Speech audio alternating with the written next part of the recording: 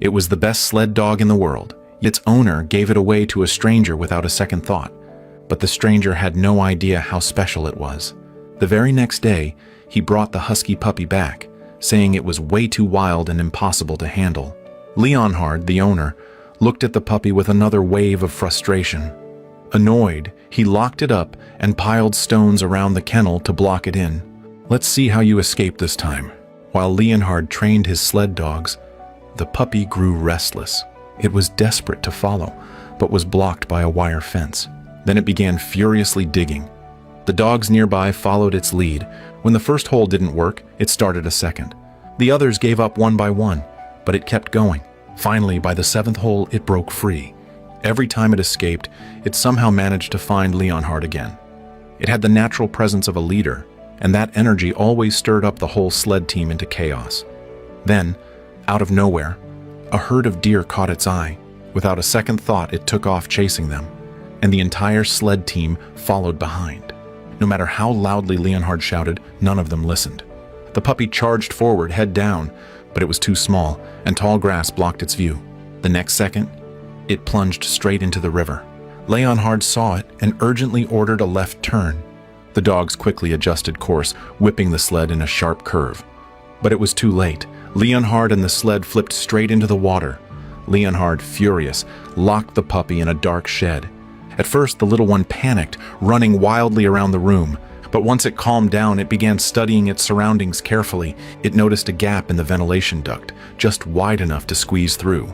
It immediately plotted an escape route. First, it climbed into the cabinet, then up through the shelves one step at a time. It crept along the ceiling beams, made its way to the roof, and finally pushed open the vent with its head.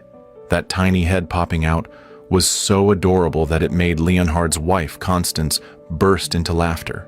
In one agile leap, the puppy landed and took off running, on its way to find Leonhard again. After countless escapes and disobedience, Leonhard made a harsh decision. Ignoring his wife's objections, he sent the puppy far away. The new owner immediately locked the dog up, and although the house looked nicer, the puppy only wanted one thing: to go back. It ran circles in the room, frantically trying to find a way out. Then it stopped. It looked toward the window and backed up a few steps.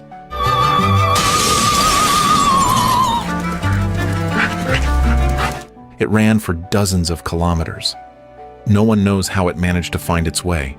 While training deep in the woods, Leonhard suddenly heard a familiar bark. He looked up, and there it was. Leonhard couldn't believe it. This puppy could always find him. Seeing its paw cut by glass, Leonhard finally softened. He decided to take the pup back home. He tried to let it ride on the sled to rest, but it jumped off and ran straight to the front of the team. "You're not ready to lead just yet." Leonhard picked it up and tossed it to the very back. The dog next to it gave a look of pure annoyance, and that's how the puppy officially became part of the sled team. Leonhard soon noticed something incredible. Its speed and endurance far outmatched the other dogs. So he moved it up one row, but it was still faster than the dogs beside it. By the time they got home, the puppy had reached the very front. Constance smiled with joy. The puppy had finally proven its worth. Even though no one believed in it before, it earned its place with strength and determination. Leonhard gave the puppy a name, Togo. From that moment on, Togo became Leonhard's most trusted partner. 1 year later, they entered the Alaska Sled Dog Championship and won. Togo instantly became the most outstanding sled dog of all. But Leonhard didn't know that one decision would almost cost Togo its life. An outbreak of diphtheria suddenly struck the town. Dozens of children were infected. The disease had an extremely high fatality rate. In a matter of days, 5 children had already died. The serum needed to treat them was in a city 400 miles away, but winter was coming fast, and a massive storm was on the horizon. Planes couldn't fly through it. Leonhard was chosen for the mission.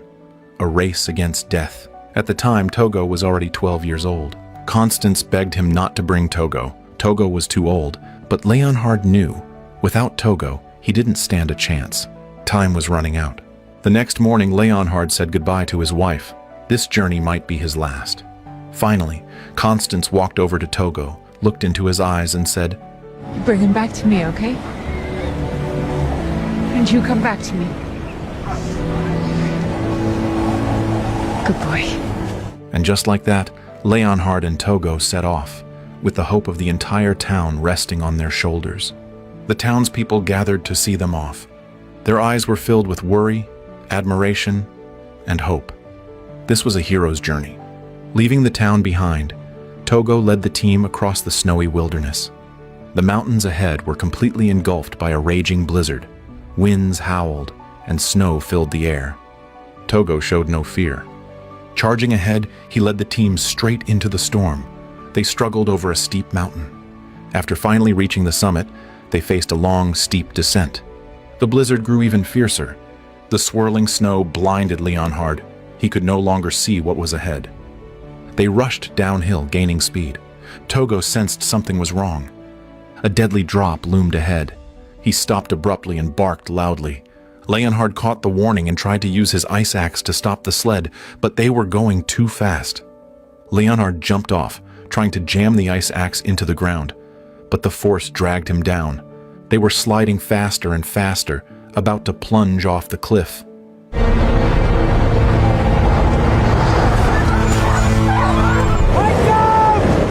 At the last second, Leonhard managed to drive the ice axe deep into the ground and stop them. Just one step forward would have meant death. Leonhard shouted, "Togo! Turn around and climb back up." The other dogs were frozen in fear. Togo carefully stepped back. The ground beneath him was slippery, but he didn't panic. He shifted his weight, turned, and began to climb. He tried again and again. His paws were torn and bleeding, but he never gave up.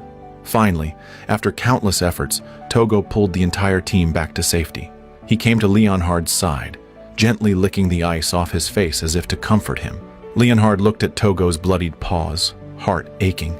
After escaping danger, Leonhard decided to cross the frozen surface of the Bering Sea.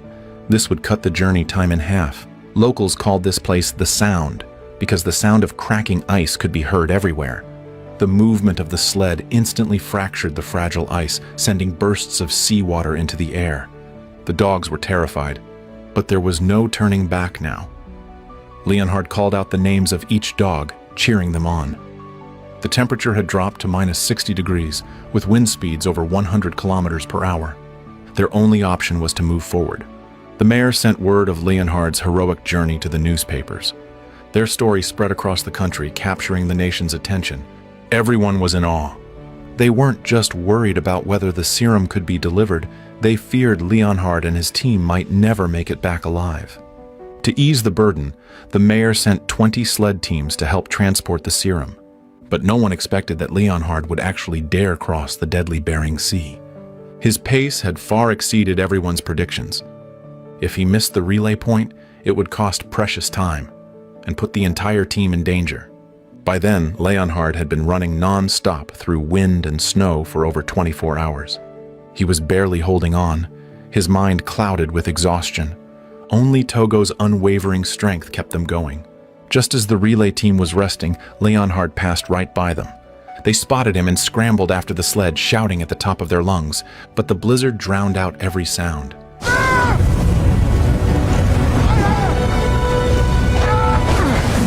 Thankfully, Togo heard them. Soon after, Leonhard turned back. They reached the nearest station and completed the serum handoff. They could finally rest for one night. The next morning, Leonhard set off again. There was no time to waste. He decided to cross the Bering Sea once more, but the cracks in the ice were even more visible than before. This crossing would be even more dangerous.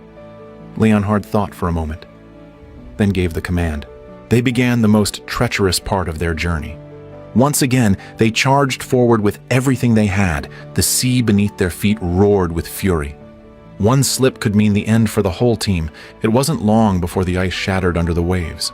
Huge swells lifted and tossed floating sheets of ice. The surface was slick and sloped. The dogs could barely stay upright. Togo had no time to be afraid. He just kept pushing forward. Leonhard looked back. The ice they had just crossed had completely collapsed. Waves crashed over it.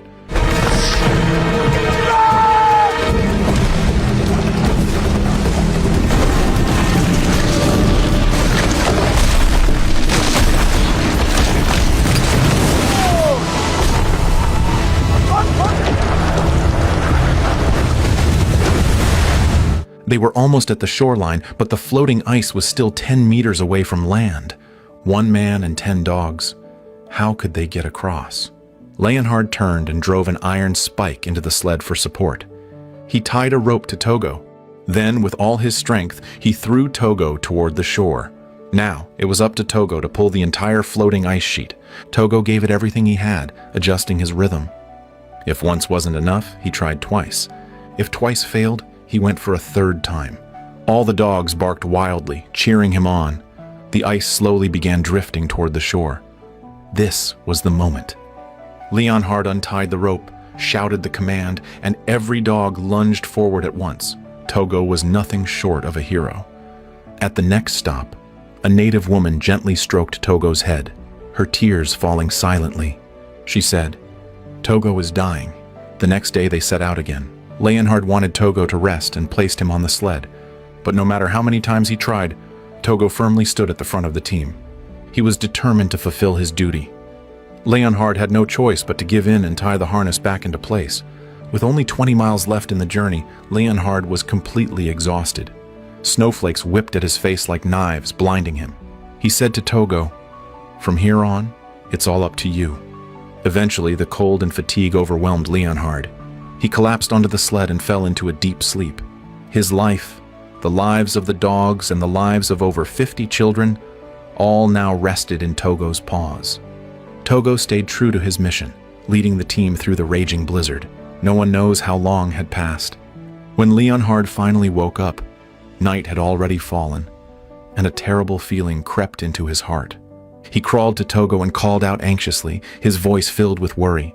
But Togo was so tired, he couldn't even open his eyes. Was this the end? Just then, a beam of light appeared behind Leonhard. It was the supply team. Togo had already completed the task Leonhard had entrusted to him. They were saved. The children were saved. The serum continued its journey through the hands of other sled teams and was eventually delivered safely to the town. Over the following days, many people came to Leonhard's home. They brought gifts to show their gratitude. Even the mayor personally came to offer thanks. But Leonhard couldn't feel any joy. Togo was on the brink of death. Leonhard was filled with guilt. He only hoped Togo could recover quickly. He let Togo sleep in his own bed. Thanks to Constance's careful care over the next few days, Togo slowly regained his strength. Leonhard got ready to head out.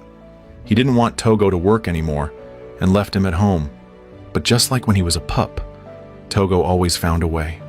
Nothing could stop him from running after Leonhard, even with an injured leg. Even while limping, Leonhard heard a familiar sound behind him. He turned around, and for a moment, it felt like he was seeing the young Togo again, charging toward him with everything he had. In that moment, Leonhard finally understood. Togo lived for him. The film Togo is based on a true story. In 1925, an outbreak of diphtheria struck Alaska.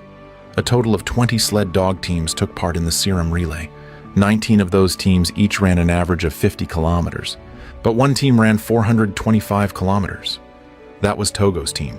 Togo's story remained in the shadows for 86 years, until in 2011, Time magazine named him the most heroic animal of all time. He was born weak and sickly, but broke through the chains of fate with sheer willpower, achieving greatness. Once rejected by his owner, he still ran back to him again and again, faithful to the end. And if you're lucky enough to have known a great one, they never really leave. They stay with you as long as you live, harnessed to your heart, giving their all.